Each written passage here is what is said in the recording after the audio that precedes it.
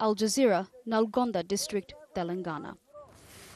Let's go back now to one of our top stories, and that is the violence in Nigeria. We're now joined by Joseph Siegle, Director of Research at the National Defense University's Africa Center for Strategic Studies. Thank you very much, Mr. Siegle, for being with us. Now, this was an attack on a mosque by an armed group who say that their aim is to promote Islamic ideology. So why then attack fellow Muslims?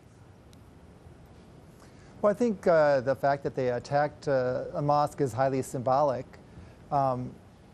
We saw yesterday the inauguration of a new president in Nigeria, Muhammadu Buhari, and he is taking over for the previous Christian president, and the sense was that with a Muslim president that there may in fact be a diminution in the level of violence in the north of Nigeria and by Boko Haram.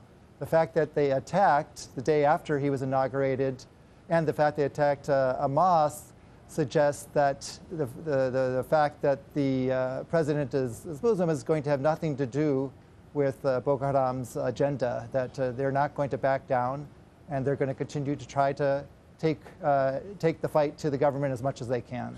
Now, President Buhari has promised to crush the armed group. How different do you see his approach being, especially compared with former leader Goodluck Jonathan? Well, I think we have to look at this in two levels. First is the military level. And really, to be fair, over the last several months, the Goodluck Jonathan administration has ramped up its effort against Boko Haram, and they have made significant gains and have put Boko Haram on its back foot.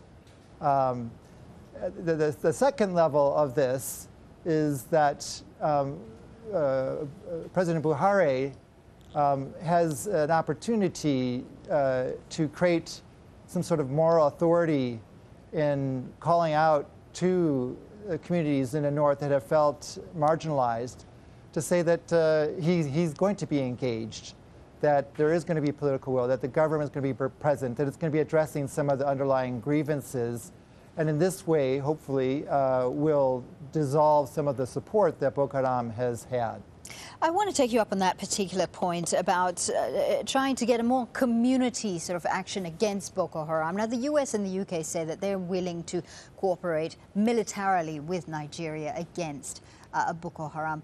Is the military strategy the only approach that will succeed against Boko Haram, or there is a need for a more community-based approach?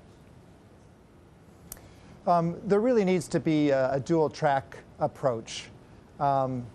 I think the military part is important. It has made some progress.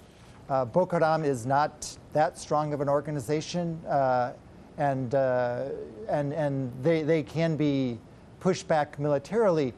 But we have to remember that the appeal that Boko Haram has had is in part some of the ideology that they have projected about Muslims in northern Nigeria being estranged from the government, that the only way that their interests are going to be served is if Boko Haram can create this Islamic state in northeastern Nigeria.